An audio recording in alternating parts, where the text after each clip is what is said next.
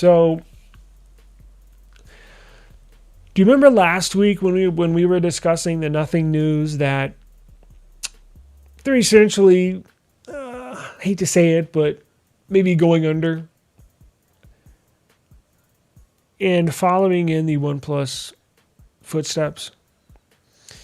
Here's another sign that it's a real thing.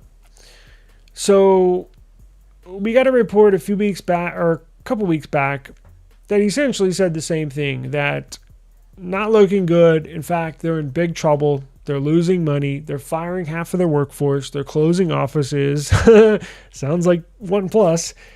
And we're like, geez, man, I can see where this is going now.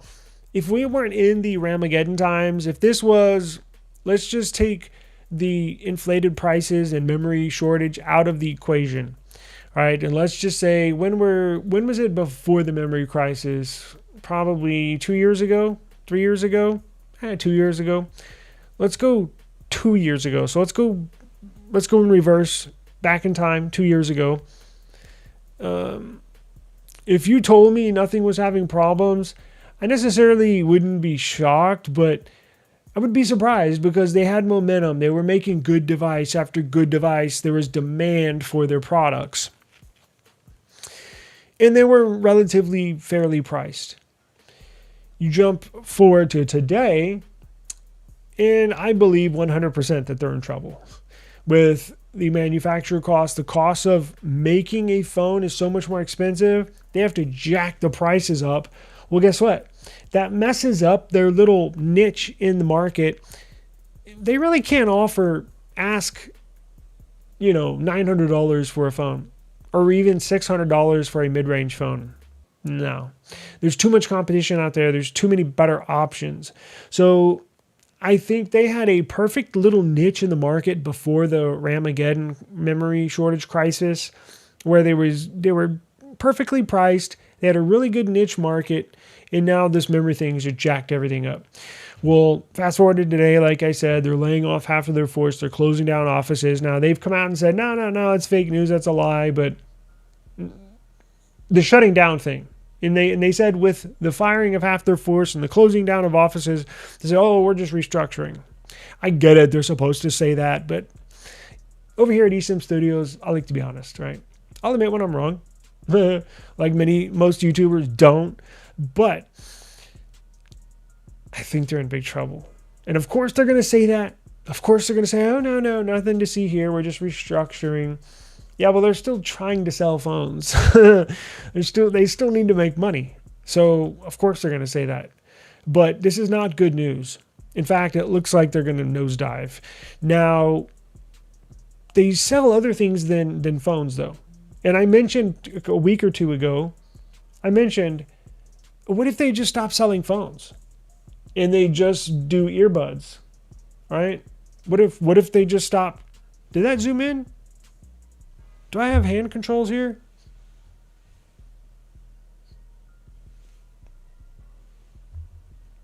I don't know what's going on. Apparently I zoomed in somehow. I did that last stream. I got a new camera, and I guess I got my hand controls. How do you unzoom it?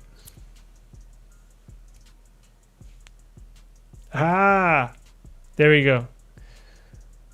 Okay. So a couple weeks ago, I was saying, what if they just stopped selling smartphones and just did audio products? Well, it looks like somebody over there, I guess, watches my channel, because that's exactly what it appears they're going to do. So Nothing sounds like they're going to stop selling phones, effective immediately. Now, yeah, you can still go buy the Nothing phone in Best Buy, and of course you can buy the Nothing phone 4A Pro on Amazon. Yeah, they have plenty of phone 4s for sale, but I mean future devices, meaning the phone 4. Their flagship phone they did not put out, well, guess what? It's never coming out. The phone 5A Pro, it's not coming out. So they're just going to take a pause. And remember, Oppo and Xiaomi considered this coming into this Ramageddon, where the cost of parts is just so expensive. Nobody's going to buy a $2,800 cell phone. a regular candy bar style cell phone.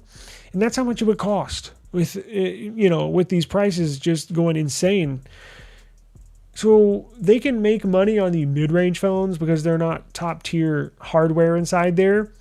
But Xiaomi and Oppo have said, well, maybe we'll just sell mid-range and budget phones for a couple years until the market dies down, right? Which is a real thing. But it looks like nothing has already made that decision. So it appears nothing is just going to stick to wearables, and that's it. Meaning earbuds, smartwatches, and that's it. So I have no idea if they are going to come back to the phone market. I believe they will, but only if the memory shortage gets back to somewhat of a normal market. Now, again, I don't know if that's ever going to happen. I would like to think it would, but experts have said this inflated thing, this inflation when it comes to memory and costs could go into the 2030s. Well, we're not like 2029. We're still in 2026. We're talking about 4, 6, 7 years of this. Well, by that time, I don't know if nothing can come back with a phone. I mean, I'm sure it would make noise and it would make the news, and I'm sure a few people would buy it, including myself. But I don't know if you can recover from that. And that's probably why, that makes sense now. That's probably why they laid off half of their workforce and shut down half of their offices or whatever the numbers were. They're laying off their phone division. The people that R&D, the people that design phones, the people that make phones, the engineers, the software developers. Sorry, we're not going to be putting out any phones for the foreseeable future. So we're going to have to let you go because you have no use here. See what I'm saying? It's just going to be earbuds and wearables. So that would make sense as to why they laid off so many people, right?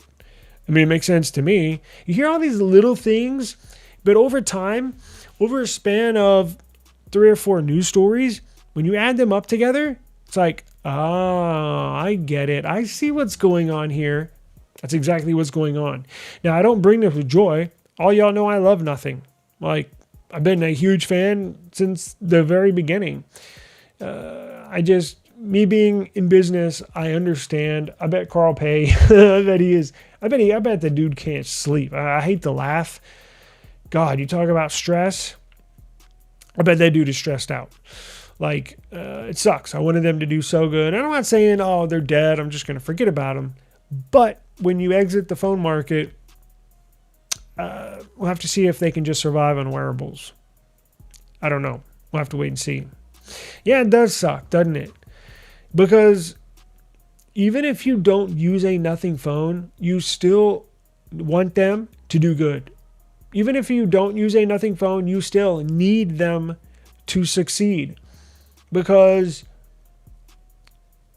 they were poking the bear, meaning Apple. Now, obviously not in sales, right? That's literally impossible.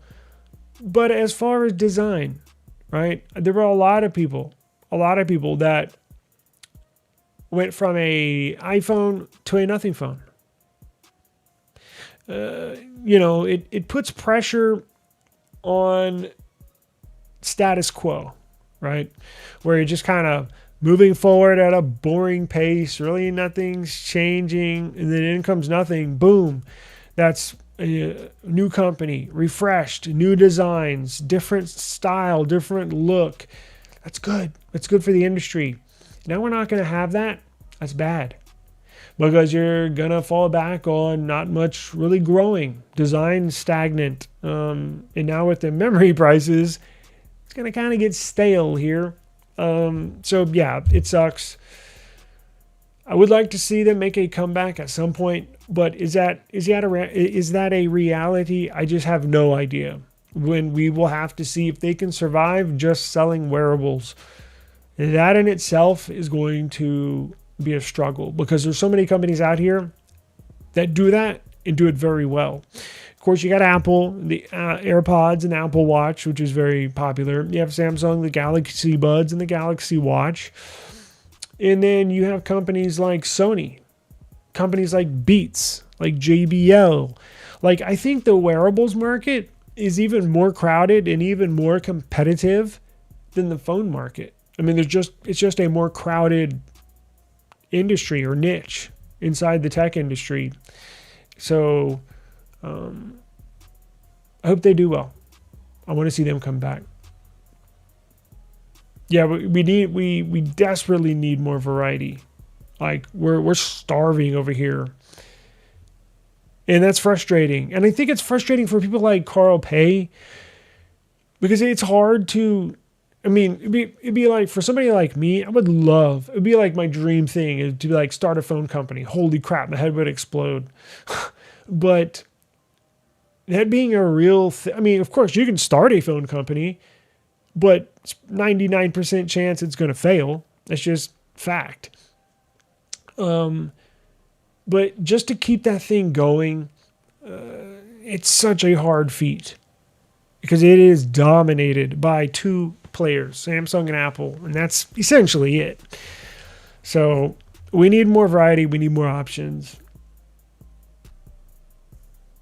Yeah, it just looks like that. Now, look, nothing has not said anything. Nothing has not made an official statement. But as I mentioned before, like look at OnePlus.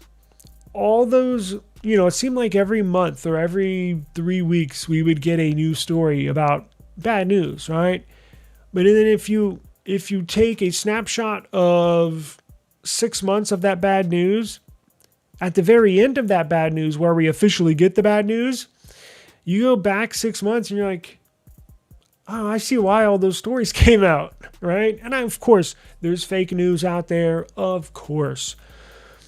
But if stuff starts to make sense, because remember, nothing said, oh, this is fake news about them. I don't think so. I think it's real news. This stuff is not coming out, on accident. They're following in the same footsteps as OnePlus. And again, that would make sense why they did a lot of job cuts, a lot of layoffs, and they closed down locations around the world. Well, if you're not going to make phones next year, what do you, or for the foreseeable future, what are you going to do? You're going to lay people off and you're going to close shop. That's exactly what happened. So I think this is real news. I don't bring this with any excitement or anything. I'm certainly not happy about this, but it sucks. It really sucks.